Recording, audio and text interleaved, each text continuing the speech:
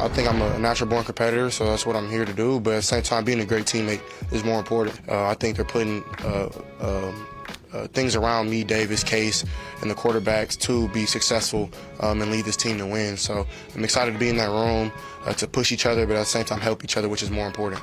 I mean, since I've been drafted in the NFL, I've been in a competition. I don't think anything's going to change, but I mean, it's been great getting to know CJ so far. He's an extremely hard worker, and it'll be good to see how we go out there and compete every day and make each other better. Davis Mills is prime example of NFL player. If he came up to you on the street, you would say, "Who are you?"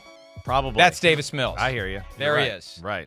Also, one of those quarterbacks, and it shows he's destined to be a backup. There is a dynamic in the NFL where there's a cluster of backup quarterbacks who have interchangeable first names and last names. He could be Mills Davis. He could be Davis Mills. You're right. He is it is Davis funny. Mills. Right. And look,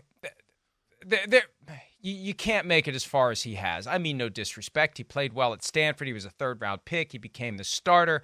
You can't do what he's done if you don't have confidence in yourself. And you don't just wad it up in a ball and throw it out the window because they drafted a quarterback. You're still there to prove yourself and show what you can do. And you still have that confidence. You're not going to show up and say, I surrender my prior starting job to the new guy. And look, even if you know deep down you're not going to be the starter, by bringing a spirit of competition to the table, you make the new guy better. Matthew Hasselbeck used to take great pride in the fact that he legitimately competed with Andrew Luck to push him to make him better. He knew he wasn't going to be the starter, but he found a way to push. Yeah. And one way to push is to create an air of competition, even if the competition is rigged in favor of the guy who's going to be the starter. Yeah, that's right. And within doing that, you're going to make yourself better. You know, that's what you do. And that's why, you put the pedal to the metal, you put your head down, you work, and you do your best. You compete your butt off, and you see, maybe who knows how this year shakes out, and hopefully I get a chance again. You said it right. I mean, Davis Mills does a lot of really good things. He knows how to play the position of quarterback. You know, it doesn't always look like it with wins and losses and the yards and the stats, but also those are team things. Their team hasn't been very good. Their offense has not been very good, right? Now, I'm not sitting there trying to defend him through that, but I think that's where we got to at least have a little reality to the situation, you know. And you said right, too. He played well at Stanford. He understands how to work the pocket. He's pretty smart. He sees the field well, right? He's a bigger man than people think. He moves a little bit better than you think, even though it's probably still below average movement from the NFL quarterback position in 2023, right? You know, arm is good to make all the throws. The problem is just that there's nothing elite. There's nothing in his game where you go, ooh, wow, that's special. Ooh, he's got a big-time arm or a big athlete or, you know, oh, he can throw the ball with a variety of releases. No, he doesn't. He's kind of mechanical and has the same release every throw all the time, right? He's kind of got below average quickness of his release, right? So that's why he's, you know, being looked at to be relegated as a backup quarterback. He's a fringe starter, right, who maybe can be cemented as a starter a little later in his career and improve some things and get some more experience, you know. But, you know, overall, yeah, he's one of the better backups in football. That's how I kind of look at it when it's all said and done.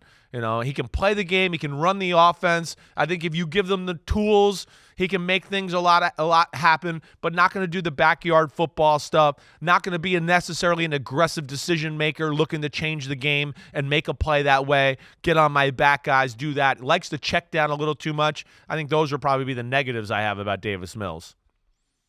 Those of you watching on Peacock saw the graphic. He's number 30 on the Chris Sims quarterback countdown. Those of you listening on Sirius XM 85, I apologize I didn't mention it earlier. And he comes in 5 spots higher than last year and 7 spots higher than the guy who presumably will be the starter for the Texans this year. He should be. CJ Stroud. Well, so I'm doing about, you know, like I said, right now, this moment, you know, training camp. Sure, I'm taking into the rookies and what they're going to look like in training camp. I don't think CJ Stroud's going to be as good as Davis Mills right away in training camp or in week 1. I don't.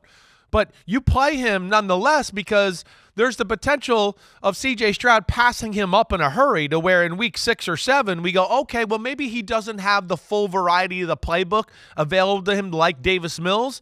but we can formulate a game plan with him because his physical ability is so much better that we can play a style and be just as effective and maybe more dangerous with the C.J. Stroud. And I think that's why you play him as long as he doesn't, kind of fail miserably during training camp, and I expect him to be the starter. It's about what it will be, not what it is right now at the second. Yeah, I think Davis Mills is a little better than C.J. Stroud right now, as you can tell by my ranking.